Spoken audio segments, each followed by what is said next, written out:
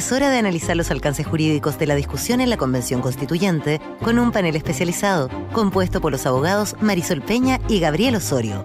Aquí comienza Derecho a la Convención.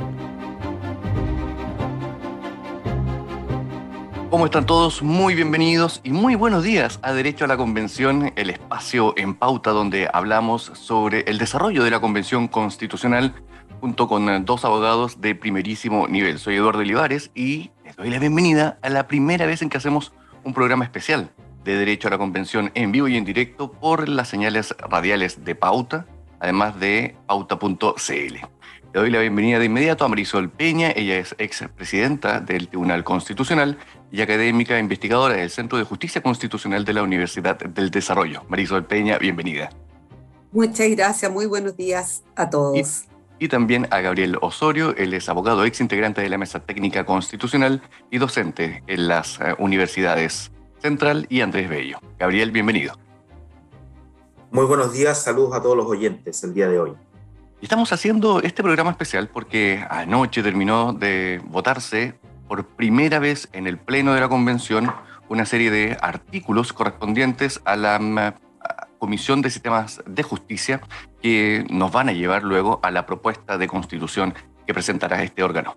Y en particular se votaron 16 artículos, de los cuales 14 fueron aprobados en general y 2 rechazados, pero con suficiente mayoría como para volver a la comisión de origen para un reemplazo.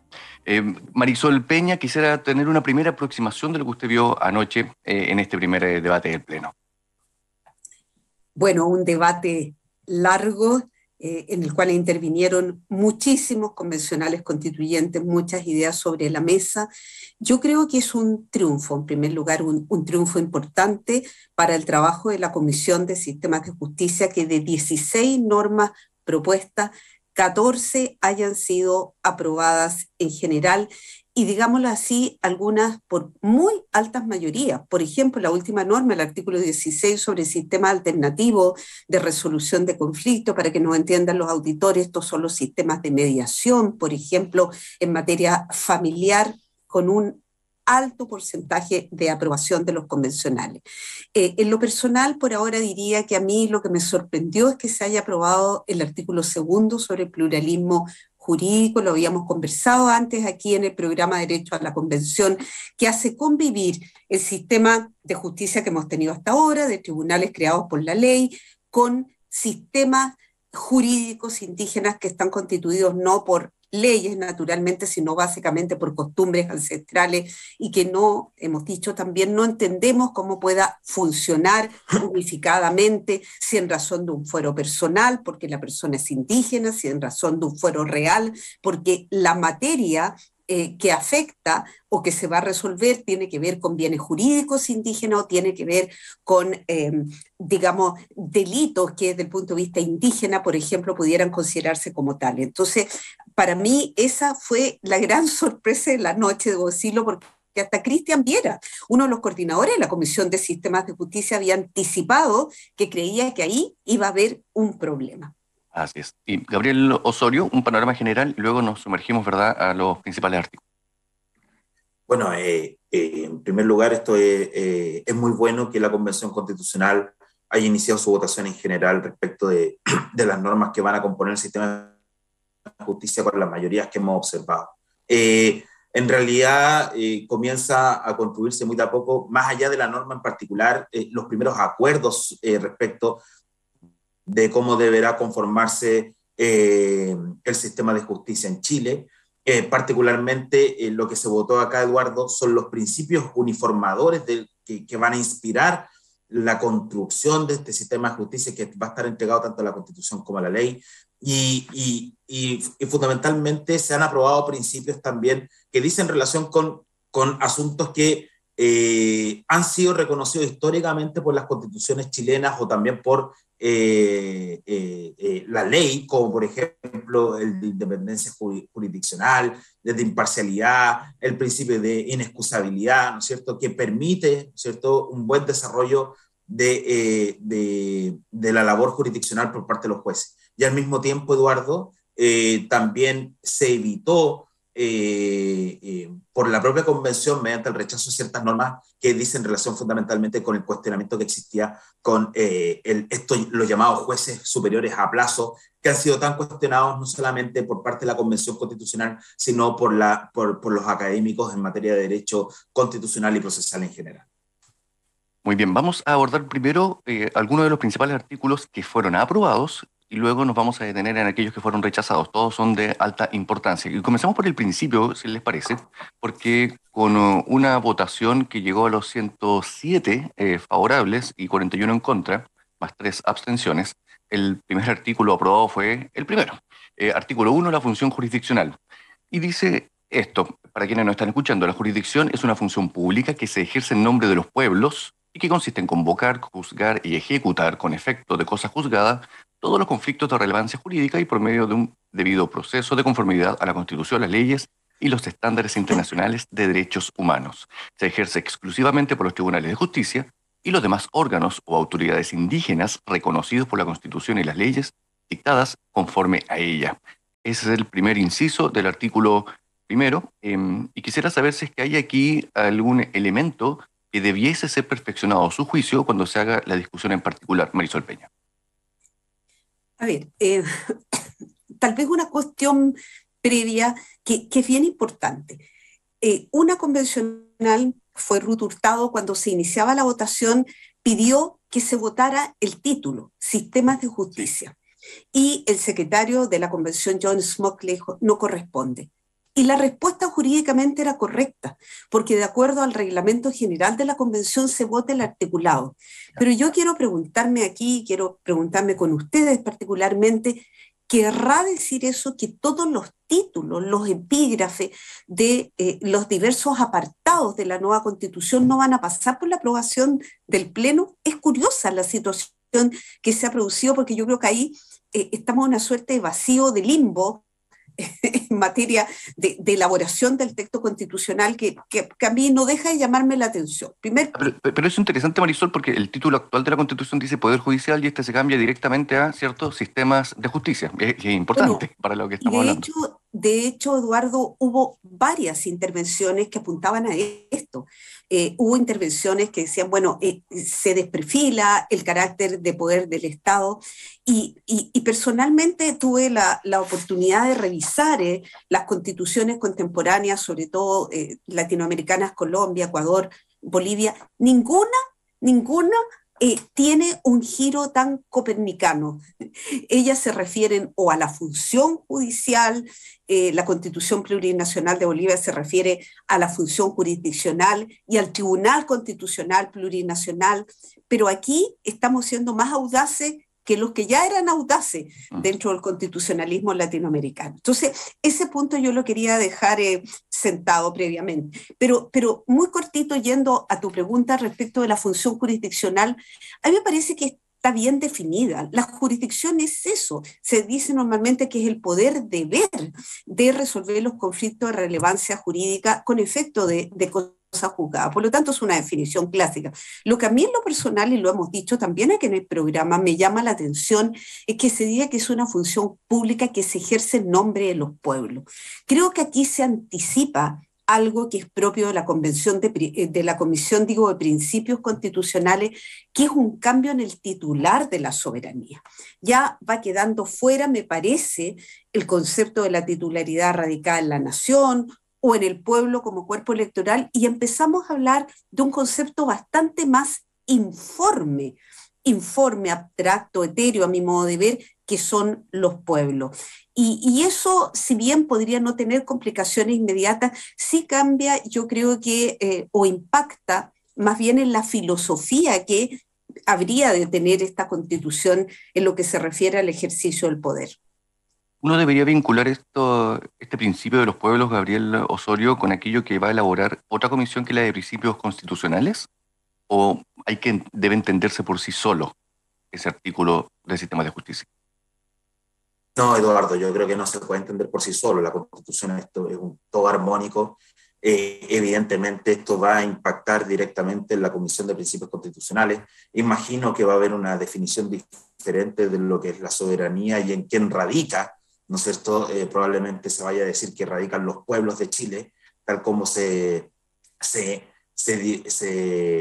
estableció al inicio de la Convención Constitucional cuando se realizó la instalación de la Convención, y que también fue una de las sorpresas propias de la Convención Constitucional, Eduardo. Ahora, yendo a tu pregunta, un poco para complementar lo dicho por Marisol, hay una posibilidad, creo yo, de poder entrar a discutir los llamados títulos o epígrafes, ¿no es cierto?, de cada uno de los capítulos, pudiendo los convencionales indicar para sustituir su nombre por otro, y ahí evidentemente esa indicación debiese ser discutida en el Pleno de la Convención Constitucional. Yo concuerdo con Marisol que existe, por parte de los propios convencionales, Roberto Celedón, dijo específicamente que debiésemos repensar este título y volver a la nomenclatura de poder judicial, entendiendo como el ejercicio de un poder del Estado. Distinto es, por ejemplo, estaba mirando recién la Constitución ecuatoriana, que valga el apunte, muchos convencionales están mirando a propósito de la redacción de los propios artículos de la Convención Constitucional, y en Ecuador no se habla de sistemas de justicia tampoco, sino que más bien van a una versión también enseñada en Derecho Político y en Derecho Constitucional de la función ejecutiva, función legislativa y función jurisdiccional, que también es correcto. Entonces, creo más bien que esto de el apunte que realiza Marisol sobre sistemas de justicia es correcto. Del mismo modo, si bien la definición es una definición clásica de la función jurisdiccional, que es conocer, juzgar y hacer ejecutar los juzgados, también es importante señalar que se agregan elementos de interpretación, o de más bien, no solo interpretación, sino se agregan elementos vinculantes a los jueces que dicen relación con el debido proceso, que evidentemente en toda Constitución se encuentra en Chile actualmente en el artículo 19 de la Constitución, pero también a los llamados estándares internacionales de derechos humanos, los cuales deberá tenerse en cuenta a propósito del ejercicio de la función jurisdiccional. Hay un punto, uno de los convencionales planteaba precisamente qué se le denomina estándares internacionales de derechos humanos, y este convencional cuestionaba bastante porque dice: no tenemos algo concreto acá, ¿a qué nos atenemos entonces? Y esto lo quisiera vincular con el siguiente artículo, uno de los artículos más polémicos que fue aprobado por 114 votos a favor, que es el artículo 2, pluralismo jurídico, Gabriel Osorio. Dice: el Sistema Nacional de Justicia coexiste en plano de igualdad con los sistemas jurídicos indígenas. Es deber del Estado garantizar una adecuada coordinación entre ambos, con pleno respeto al derecho a la libre determinación y los estándares internacionales de derechos humanos interpretados interculturalmente. Esto luego se vincula con otro artículo que aprobaron después, que es el artículo 15, que también habla del principio jurídico y de la interculturalidad. Yo quisiera saber si hay aquí algo que debamos, a lo que debamos prestarle particular atención en vistas de la siguiente discusión que viene en particular. Gabriel Osorio. Sí, es importante la aprobación del pluralismo jurídico dentro de la Convención Constitucional. Sin embargo, creo que la redacción del principio del pluralismo jurídico debe mejorarse para poder dar mayor estabilidad y más certeza, ¿no es cierto?, de cómo se va a manejar los distintos sistemas, ¿no?, dentro del pluralismo jurídico. Esto es el derecho referente a los pueblos indígenas, cuáles van a ser estos derechos de los distintos pueblos indígenas, cómo se va a regular esto, a quiénes se va a aplicar precisamente las disposiciones, ¿no es cierto?, de este sistema jurídico indígena respecto del Sistema Nacional de Justicia, ¿no es cierto?, planteado en la propia Constitución.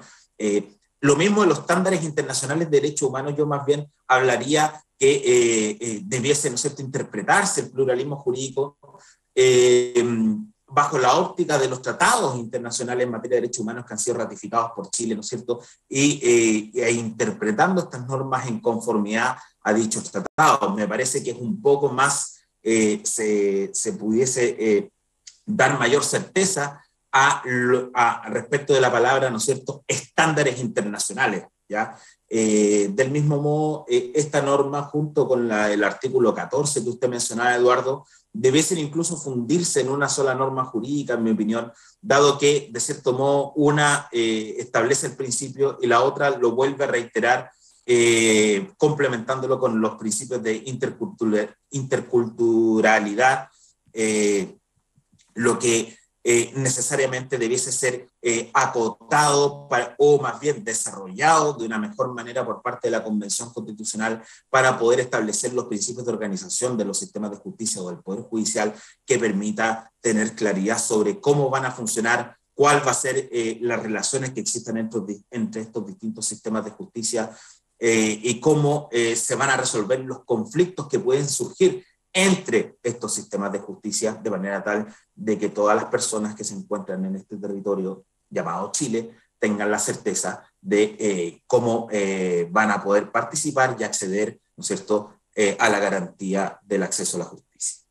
Bueno, Gabriel Osorio y Marisol Peña nos estaba usted adelantando, ¿verdad?, al principio, Marisol Peña, acerca de unas dudas bastante precisas que tenías con estas, y solamente quisiera ahí hacer algo, Marisol, porque Mauricio Daza, el convencional, en una entrevista que dio anoche en Pauta Final, decía que él leería este principio jurídico de manera restrictiva. Decía, este debate involucra restringir este derecho indígena solamente a conflictos entre miembros de una comunidad. A ver, primero decir que él es parte de los padres fundadores, si lo dijéramos en los términos de la Constitución norteamericana, por lo tanto, habría que creerle, en principio, que esa fue la lectura, la intención que hubo en la redacción de esta norma, pero no es lo que se colige necesariamente de ella. Y esto va a tener un aterrizaje en la ley. Por lo tanto, van a ser, digámoslo así, mayoría política determinada, presente en cierto momento histórico en el Congreso Nacional, quienes van a aterrizar esto en razón de criterios de fuero personal o de fuero en razón de la materia, que puede hacer que esta norma tan genérica termine en algo mucho más amplio de lo que es la intención expresada por Mauricio Daza. Pero lo que yo quería apuntar, porque esta norma es muy importante, y es muy importante porque es novedosa. Y aquí voy a plantear un punto que, si bien es teórico, me parece de la mayor relevancia. Cuando uno trata de buscar de dónde sale este concepto de pluralismo jurídico, porque, bueno, el pluralismo todos sabemos que es una característica consustancial a la democracia, eso no sería novedad. Pero el concepto de pluralismo jurídico es un concepto que ha sido desarrollado fundamentalmente por una escuela doctrinal, que es la escuela de un profesor portugués de la Universidad de Coimbra, que se llama Boaventura de Sousa Santos. Tiene un nombre muy portugués, Boaventura de Sousa Santos, que fue mencionado argumentativamente por una de las convencionales ayer en el debate del Pleno. Ahora, ¿cuál es la tesis de Boaventura de Sousa Santos y de sus seguidores? La tesis es que en las epistemologías del sur, porque la construcción dogmática que ellos hacen es para América Latina, él está situado en Europa, sin embargo, él hace una reinterpretación de la realidad latinoamericana. Dice, mire, en América Latina lo que se ha vivido es una cultura absolutamente patriarcal, donde se ha impuesto un modelo de Estado colonialista que ahogó, que socavó a las culturas ancestrales que tenían sus propias formas de ser, sus propias formas de resolver las cosas. Por lo tanto, si ustedes leen el último libro de este año, del año pasado, 2021, de Boaventura de Sousa Santos, que se llama Descolonizando el Constitucionalismo, se van a dar cuenta que él propone un constitucionalismo transformador donde quede atrás toda esta cultura patriarcal, colonialista, de élite y también profundamente feminista. Entonces, si ustedes lo asocian, yo ayer me tomé el trabajo de ir anotando las palabras más usadas en la argumentación de algunos convencionales constituyentes. Las palabras clase, patriarcado, discriminación, género, élite. A mí me coincide absolutamente con este modelo doctrinario. Le pido perdón a los auditores porque esto no es una clase, pero simplemente lo que quiero graficar es que esto no se le ha ocurrido de la nada a determinados convencionales constituyentes, sino que de Sousa Santos vino a exponer a la convención su tesis, y esto ha causado una revolución en la mente de algunos convencionales y han dicho, aquí está la puerta para producir las profundas transformaciones que la sociedad chilena requiere. Bueno, estas cosas son siempre fascinantes, sobre todo si pensamos que proviene, ¿verdad?, de un intelectual que viene de Europa y reinterpreta, ¿verdad?, el pensamiento latinoamericano. Oiga, vamos directamente en los minutos que nos quedan a algunos de los artículos que fueron rechazados. Fueron dos, ¿ok? El primer artículo rechazado fue el artículo cuarto. Y en el artículo cuarto, cuando uno lee, miren, uno dice el nombre, ¿verdad?, con el que se le llama, que es de la inamovilidad. Dice, los jueces y las juezas son inamovibles. Y así puesto, pareciera ver que no pareciera ser muy controversial. Sin embargo, esto tiene un segundo inciso, Marisol Peña, que pareciera ser el responsable de que esto no hubiese sido aprobado, ¿no? Sí, yo escuchaba anoche a Manuela Arroyo, que es una de las integrantes de la Comisión de Sistema de Justicia, y ella daba unas razones muy particulares de por qué esta norma, el artículo cuarto y el artículo octavo sobre ejecución de la resolución habían sido rechazados. Y ella trataba de mostrar que es por problemas de redacción que son perfectamente modificables y superables. Pero yo creo... No sé qué pensará Gabriel, que aquí el nudo gordiano tuvo que ver con el inciso segundo de esta norma que dice cesan en sus cargos los jueces, por supuesto, únicamente al cumplirse la duración prevista para el mismo. Luego viene una coma por alcanzar los 70 años de edad. Ahora, cuando yo pongo una coma, y no soy experta en sintaxis ni en nada que se parezca, es porque quiero marcar dos situaciones distintas. Luego, yo creo que ha sido, digamos, esta suerte de anticipo de que volvamos a esto que se ha discutido bastante en los días previos, en el debate constitucional, de que a los jueces se les ponga plazo, de forma que, como hemos dicho aquí en Derecho a la Convención, los jueces tengan que estar sus 2 últimos años preocupados de hacer mérito, entre comillas, a través de la sentencia, para congraciarse con el órgano que los debe reelegir o los debe redesignar. A mí me parece que en el caso de esta norma, esa fue la razón básica por la cual primó el rechazo.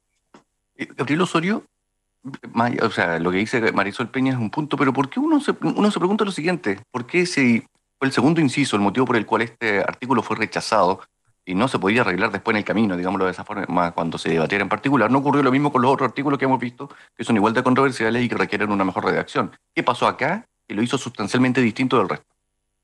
No, yo creo que aquí no se trata de problemas de redacción. Los problemas de redacción se arreglan en la discusión en particular, Eduardo, normalmente.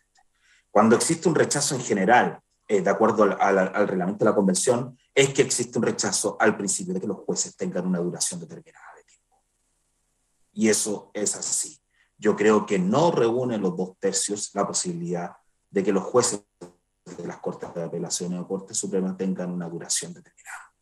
Y lo anterior es porque ha sido muy interesante la discusión doctrinaria que se ha dado en los diarios, en programas como este, referentes a cómo se afecta la independencia de los jueces de los tribunales superiores de justicia cuando estos están sometidos a un plazo determinado. Y Marisol señalaba uno de los casos de que los jueces pudiesen tratar de congraciarse con quien los nombró para ser redestinados. Pero más peligroso incluso que eso aún es que los jueces traten de congraciarse incluso con futuros empleadores en el sector privado a través de sus sentencias. Perdone que lo diga así de duro, pero ese es un riesgo que existe cuando establecemos que los jueces deben durar un determinado periodo. Creo que si usted observa, Eduardo, de la propia definición de la función jurisdiccional, es tan importante y al mismo tiempo tan delicado, tan fuerte el poder, este poder deber del Estado de conocer, juzgar y resolver los conflictos, ¿no es cierto?, de relevancia jurídica, que no pueden ser entregados a personas que en un determinado momento, llamémoslo así, se sacan la toga y cruzan la vereda, ¿no es cierto?, hacia otro trabajo. Marisol Peña, veamos por último, ¿verdad?, el otro artículo que fue rechazado, que es el artículo octavo, ejecución de las resoluciones. ¿Cuál fue el motivo, cree usted, por el cual este también fue rechazado y tendrá que volver a su comisión de origen? También lo hemos dicho aquí, Eduardo, en Derecho a la Convención. El hecho de supeditar el efecto de cosa juzgada, esto es que no pueda revisarse nuevamente lo resuelto por una sentencia firme respecto hay ningún tipo de recurso posible, en base a decisiones de los órganos internacionales de derechos humanos, pone en tela de juicio nuestra soberanía. Yo lo diría así, digamos, de simple por ahora, para también dejar la palabra a Gabriel en esta materia. A mi juicio ese es el problema. Perfecto. Gabriel Osorio. Mire, yo creo que, bueno, si bien la cosa juzgada es un principio general en materia de derecho de que da certeza y seguridad a las partes de que un conflicto no vuelva a revisarse, existe en nuestro derecho la posibilidad de revisar sentencias judiciales que han producido efectos cosas juzgadas en materia penal, por ejemplo. Sin embargo, la redacción del artículo rechazado es tan abierto, es decir, que cualquier sentencia o resolución dictada por parte de los tribunales de justicia pudiesen ser revisados a propósito de una resolución del Sistema Internacional de Protección de los Derechos Humanos, revestía necesariamente un temblor mayor, llamémoslo así, un terremoto al principio de la cosa juzgada, ¿no es cierto?, que debiese ser al menos mejorado en su redacción, sin perjuicio de que evidentemente cuando uno firma un tratado internacional, Marisol, normalmente existe una renuncia aparte de la soberanía, pero creo que en este caso la redacción no acompañaba un buen diálogo entre ambos principios, ¿no es cierto? Por un lado, los compromisos internacionales del Estado chileno en materia de tratados internacionales respecto a los derechos humanos versus la cosa juzgada. Bien, miren, vamos cerrando nuestro programa. Como nos gusta hacer mucha pedagogía, ¿verdad?, en este espacio, les quisiera preguntar a Marisol Peña qué viene ahora, que nos puede decir en 30 segundos el proceso que ocurre hoy día con las normas aprobadas. Las normas aprobadas van a ser revisadas el día de mañana en la votación particular, que como bien dice Gabriel, es probablemente el momento clave, porque ahí se vota artículo por artículo, inciso por inciso. Ya hubo convencionales, escuché a uno que decía, mire, en esta norma no me gusta la palabra órganos porque induce a confusión. Ese es el tipo de discusión que se va a dar en la votación en particular, y además se ha abierto un plazo para formular indicaciones. Recordemos que indicaciones que fueron rechazadas durante el trabajo de la comisión pueden volver a ser repuestas durante la votación particular. Por lo tanto, podríamos tener una votación particular mucho más intensa, mucho más diría fragmentada, si ustedes quieren, porque vamos a ir particularmente puliendo no solo defectos de redacción, diría yo, sino que también cuestiones que, como bien dijo Agustín Esquella, podrían ser de fondo y que él al menos se las reservó para la votación en particular. Y en 30 segundos, Gabriel, ¿qué ocurre con aquellos que fueron rechazados en general? Bueno, aquellos que fueron rechazados en general, pero que hayan obtenido la mayoría, al menos una mayoría de 77 votos, vuelven a la comisión para que dentro de 15 días vuelva a ser discutido en caso de que le realicen modificaciones al interior del Pleno. Si en el Pleno no reúnen los 2/3, estas normas definitivamente quedarán fuera de la Constitución. Muy bien, fueron aprobadas en general 14 normas, de 16 que se pusieron en discusión en el Pleno. Vienen muchas más nuevas normas que se van a discutir en el área de la justicia. Recordemos que en la actual Constitución el Poder Judicial está presente en el capítulo 6, donde hay menos de 10 artículos, la verdad, y ya solamente ayer se aprobaron 14. Así que nos va dando cuenta del tamaño que tendrá la nueva propuesta constitucional. Marisol Peña, Gabriel Osorio, muchísimas gracias por haber participado como siempre en Derecho a la Convención, y a usted lo invitamos a que siga escuchando Radio Pauta, porque viene ahora Pauta de Negocios. Marisol, Gabriel, hasta pronto. Muy buenos días. Buenos días. Acabas de escuchar el mejor análisis de los alcances jurídicos de la discusión en la Convención Constituyente, con un panel de abogados especializados, compuesto por Marisol Peña y Gabriel Osorio. Esto fue Derecho a la Convención.